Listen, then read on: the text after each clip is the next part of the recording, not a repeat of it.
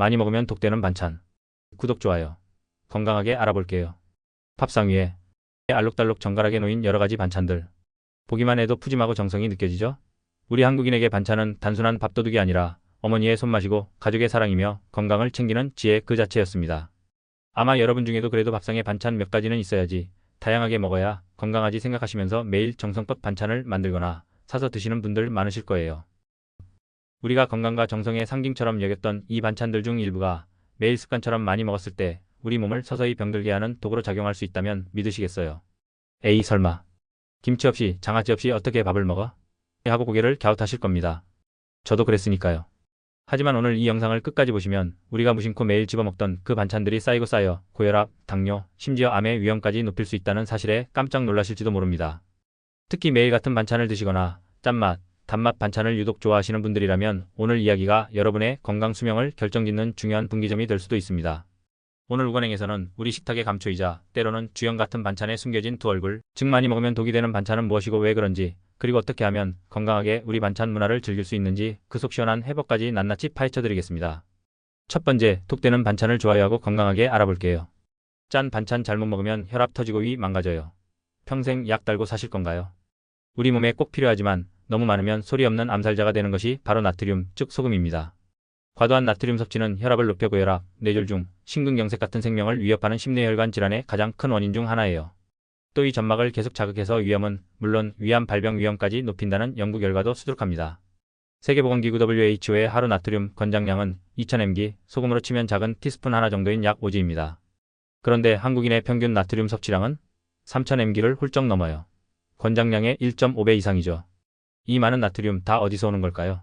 국물 요리도 문제지만 바로 우리가 매일 먹는 반찬에 어마어마한 양이 숨어 있습니다.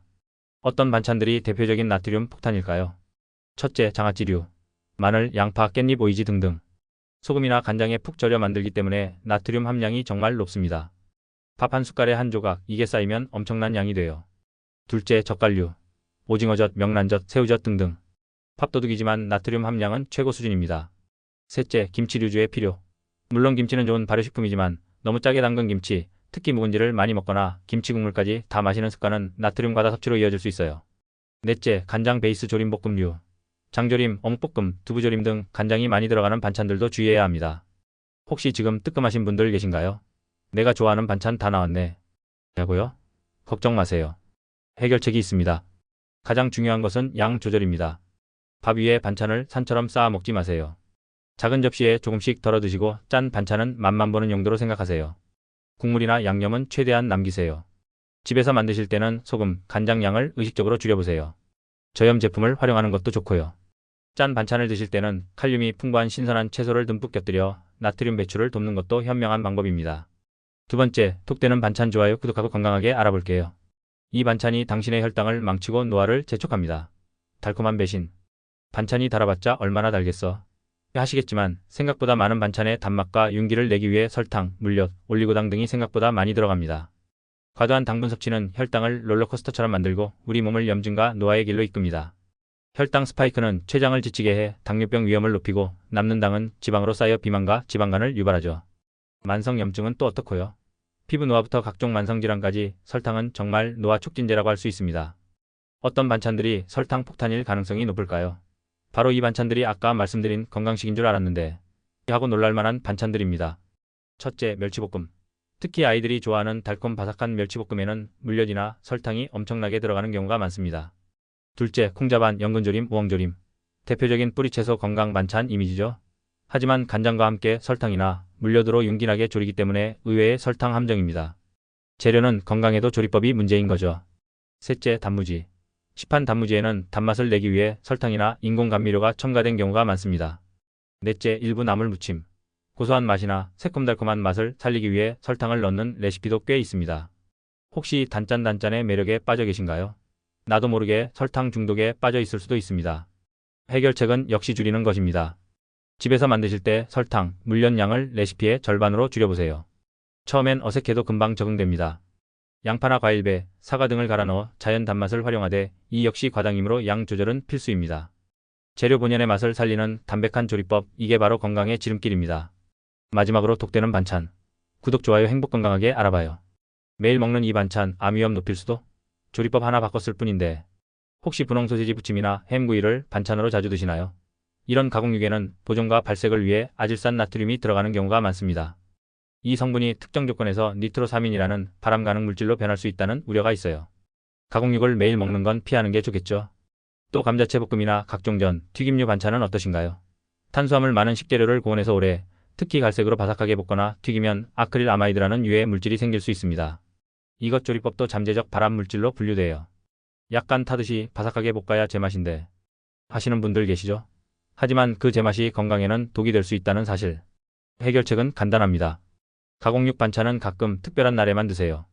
평소에는 신선한 육류나 생선, 두부, 계란 등으로 단백질을 보충하세요. 볶음이나 부침 요리를 할 때는 너무 센 불에서 오래 가열하지 마세요. 타기 직전에 갈색보다는 노릇한 황금색 정도가 좋습니다. 찌거나 삶거나 데치는 조리법을 더 자주 활용하는 것이 건강에는 훨씬 이롭습니다. 지금 당장 오늘 저녁 반찬 조리법부터 한번 바꿔보는 건 어떨까요? 자, 지금까지 어떤 반찬들을 주의해야 하는지 알아봤습니다. 이것도 안 돼, 저것도 안 돼. 그럼 뭘 먹고 살아야 하나? 걱정이 앞서실 수도 있지만 이제부터가 진짜 중요합니다. 건강하게 우리 반찬 문화를 즐기는 구체적인 방법을 알려드릴게요. 이게 진짜 중요합니다. 나물과 생채소를 식탁의 주인공으로 삼으세요. 가장 좋은 반찬은 역시 신선하거나 살짝 데쳐서 최소한의 양념만 한 채소 반찬입니다. 시금치나물, 콩나물 무침, 버섯볶음 등 각종 나물 반찬이나 간장 식초 베이스로 가볍게 무친 오이 생채, 무생채 같은 것들이죠.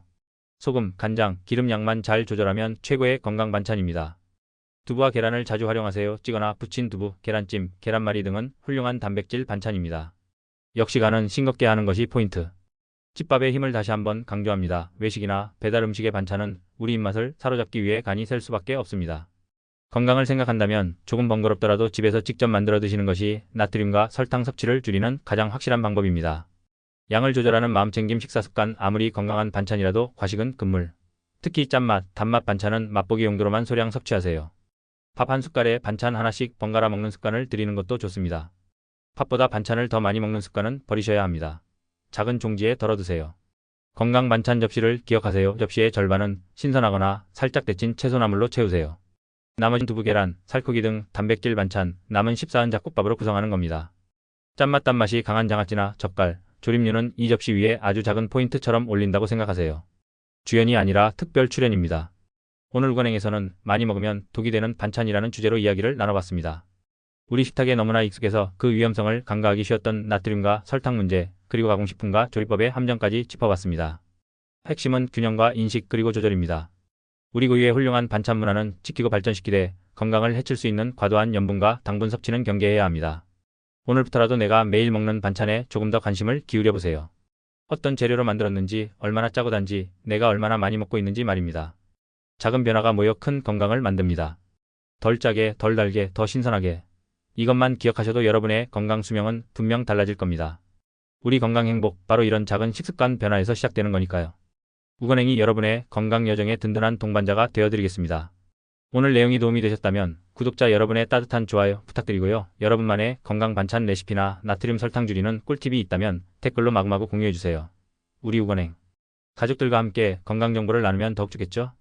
아직 우건행 구독 안 하셨다면 지금 바로 구독 버튼 누르시고 건강하고 행복한 삶을 위한 정보 놓치지 마세요. 알림 설정은 필수. 저는 다음 시간에 더욱 알차고 실용적인 건강 이야기로 돌아오겠습니다. 끝까지 시청해주셔서 감사합니다. 오늘도 건강과 행복이 가득한 하루 보내시길 바랍니다.